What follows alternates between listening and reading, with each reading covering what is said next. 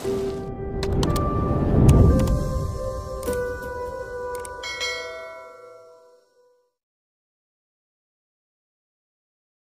persilahkan, Pak Iwan. Terima kasih, Pak Ketua. Assalamualaikum warahmatullahi wabarakatuh. Pertama-tama, terima kasih atas semua masukan dan penyampaian aspirasi yang telah disampaikan, dan tentunya sangat kami apresiasi supaya bisa lebih baik lagi ke depannya. Pada prinsipnya kita tentunya ingin terus untuk memperjuangkan bagaimana semua guru-guru kita bisa mendapat status yang lebih jelas, yang lebih baik, dan juga kesejahteraannya juga semakin baik.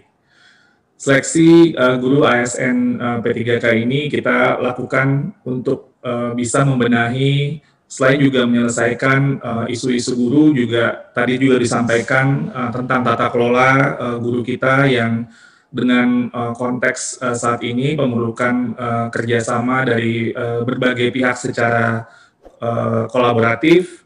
Juga pada konteks yang sama, ini merupakan bagian dari reformasi birokrasi untuk peningkatan kualitas layanan publik oleh aparatur sipil negara. Jadi kita juga melihat bahwa mungkin ini bukan solusi yang paling sempurna untuk yang bisa memuaskan semuanya, tapi memberikan harapan untuk bisa memecahkan masalah-masalah yang di atas tadi untuk saat ini. Kita tahu bahwa kebutuhan guru kita di sekolah negeri, supply dan demand-nya sudah lama ini perlu untuk dilakukan intervensi. Kebutuhan yang terjadi pada saat ini sudah mencapai, perhitungan kami sudah mencapai 1 juta guru yang perlu dilakukan sebenarnya perekrutan, namun mekanisme yang dilakukan mungkin perlu sebuah terobosan. Jadi ini mungkin terobosan untuk saat ini yang bisa mempercepat, mengakselerasi. Tentunya akan terus kita perbaiki dari tahun ke tahun supaya bisa lebih baik lagi, seperti yang tadi Pak Ketua sampaikan bahwa kita harus terus berkomitmen bersama-sama untuk mewujudkan hal tersebut. Dalam konteks skema aparatur sipil negara P3K ini sesuai dengan Undang-Undang ASN 5 tahun 2014, ini merupakan visinya sebuah tenaga profesional yang akan menjawab kebutuhan layanan publik yang kita butuhkan, dan dalam hal ini untuk layanan pendidikan. Visi dari reformasi birokrasi adalah untuk mendorong produktivitas dari aparatur sipil negara sehingga bisa meningkatkan kualitas layanan publik dalam hal pendidikan, tentunya layanan kepada murid-murid kita, bagaimana memperjelas status mereka supaya menjadi lebih baik lagi sebagai aparatur sipil negara dan meningkatkan, ini yang mungkin terpenting, kesejahteraan guru-guru kita. Karena pendapatan yang sangat tidak layak yang kita tahu, yang ingin kita pecahkan dengan solusi dengan rekrutmen ASN P3K ini. Secara nasional pun juga kita ingin menata kebutuhan guru dan juga distribusi guru supaya bisa lebih baik lagi. Sehingga mendorong semua dari kita untuk berkolaborasi bersama-sama, pelayanan tadi, tata kelola bisa terjadi dengan baik. Beberapa mungkin hal yang nanti mungkin akan kita jawab secara tertulis, tapi ada beberapa yang ingin saya respon pada saat ini. Pertama, terkait dengan pendaftaran, saya ingin mengklarifikasi sekali lagi bahwa semua guru honorer, baik negeri dan swasta, itu berhak untuk ikut seleksi P3K. Dan jumlah guru yang kita lihat potensinya tentunya ada 742 ribu yang ada di negeri dan sekitar 800 ribu lebih yang ada di swasta. Lalu yang kalau mereka nantinya direkrut menjadi P3K tentunya bisa mengikuti seleksi PNS sesuai dengan syarat CPNS, dan formasi CPNS sekali lagi kita tekankan tetap akan dibuka untuk guru. Jadi isu-isu yang mungkin berkembang sebelumnya yang mungkin menimbulkan apa tadi istilah dari Pak Putra itu mungkin keresahan gitu ya, itu mungkin bisa kita klarifikasi di sini. Lalu pendaftaran kalau tidak ada NUPTK bisa menggunakan NIK. Jadi sebenarnya ini juga sebuah hal yang untuk memudahkan. Tadi ada catatan bahwa NUPTK menjadi ganjalan. saya ingin menegaskan lagi di sini, kalau NUPTK-nya tidak ada, bisa menggunakan NIK. Karena kami pun juga tahu NUPTK juga hal yang bisa menjadi kendala nantinya. Apa yang bisa sama-sama kita lakukan tentunya menguatkan semangat untuk para guru-guru kita untuk mempersiapkan diri untuk melakukan seleksi ini. Nah, khususnya bagi kami di Kemendikbud, mungkin memang ada kita ingin mengakui pengabdian para guru-guru kita yang sudah lama berjuang dan mengabdi.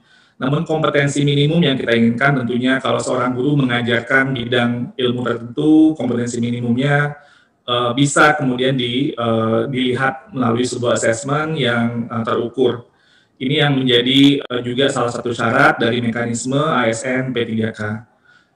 Dan ini yang ingin kita sebagai sebuah profesi yang ingin kita terus layanan profesinya kita pastikan bahwa itu sudah kemampuan minimumnya, bukan yang harus yang paling baik ya, tapi minimumnya itu sudah terpenuhi.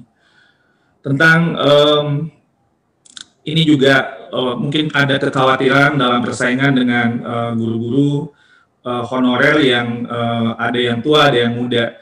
Yang bisa saya sampaikan di sini adalah kita akan mengkhususkan bahwa guru-guru honorer akan lebih diarahkan untuk mengisi posisi lamaran di tempat mereka bertugas pada saat ini. Jadi artinya ini pun juga bisa nanti lebih memudahkan pada guru-guru kita supaya tidak terlalu khawatir dengan persaingan tersebut.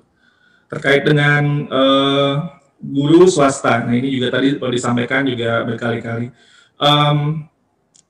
Sekali lagi tujuan utama dari pembukaan seleksi P3K ini, kita selain memenuhi kebutuhan guru adalah untuk meningkatkan kesejahteraan guru-guru yang kompeten yang namun saat ini tidak bisa dibayar dengan layak.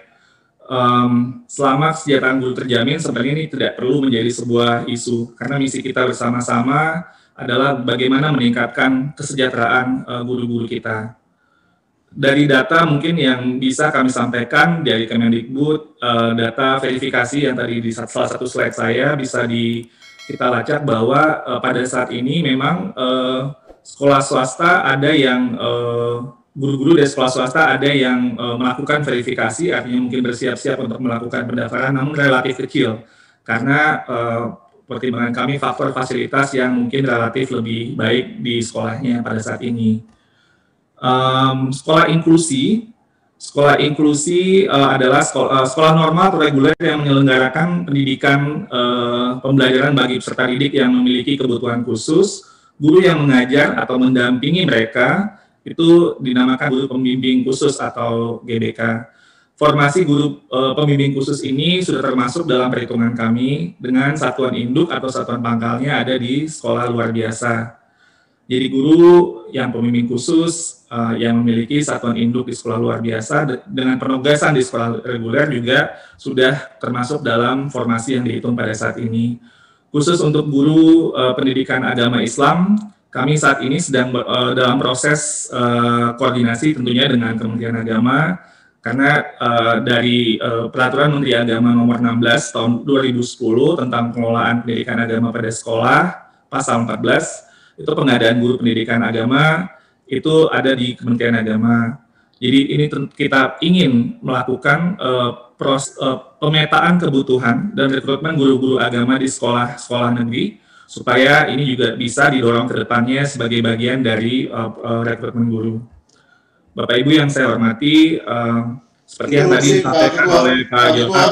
Izin Pak Ketua, melalui Pak Ketua, interupsi sedikit, karena Andreas. Ya, terima kasih Pak Dede. Berkaitan dengan pendidikan guru agama, karena tadi seperti yang dijelaskan itu di kelompok agama Islam. Saya mendapat titipan banyak pertanyaan, terutama dari teman-teman dari NTT, dari Indonesia Timur, untuk pendidikan guru agama yang bukan Islam, karena mereka juga selama ini statusnya itu ada di 2 kementerian. Nah, mohon ini diklarifikasi Pak Dirjen, karena di dalam proses ini seolah-olah mereka tidak mendapat, yaitu tadi kalau istilahnya Ibu Elisa, porsi dari kemungkinan untuk ikut atau pengangkatan di P3K atau di PNS nanti.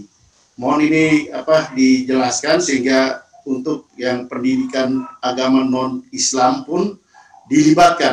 Jadi saya tidak terpotong di tengah. Pak Iwan, silakan Pak Iwan. Baik, terima kasih Pak Ketua dan Bapak Ibu semua tadi atas masukan-masukan tambahannya. Pak Andreas, saya sampaikan bahwa diskusi untuk guru agama ini sudah termasuk Pak. Jadi itu satu ini semuanya gitu ya, secara keseluruhan dengan dialog kami di Kementerian Agama. Jadi itu satu paket sebenarnya, jadi bukan hanya guru agama Islam saja. Terima kasih Pak sudah mengingatkan. Bu Ledia, guru inklusi ini memang salah satu hal yang ingin kita bikin sebuah roadmap-nya, Bu Ledia, untuk guru berkebutuhan khusus ya, atau special needs education.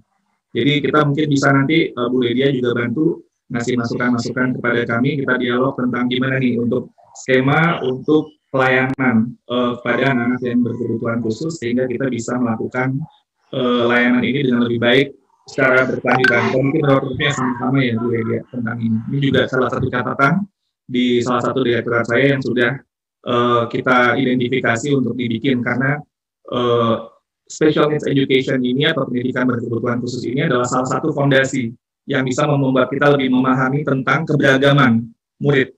Jadi ilmu special needs education ini adalah ilmu yang strategis sekali untuk bisa meningkatkan mutu pendidikan kita secara umum.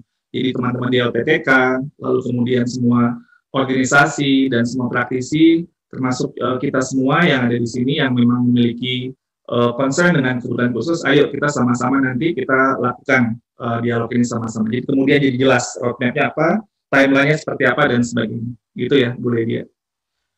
Dan Ibu Bu Himatul ya, terima kasih Himatul Alia, terima kasih Bu atas masukannya tentang ini, nanti kita juga akan jadi perhatian juga. Pak Ketua, mungkin saya hanya menutup nanti di akhir ini, tadi kutipan dari Pak Johar Arifin bahwa guru adalah masa depan bangsa, dan tadi Pak Ketua juga menyampaikan tentang industri 4.0 dan sebagainya.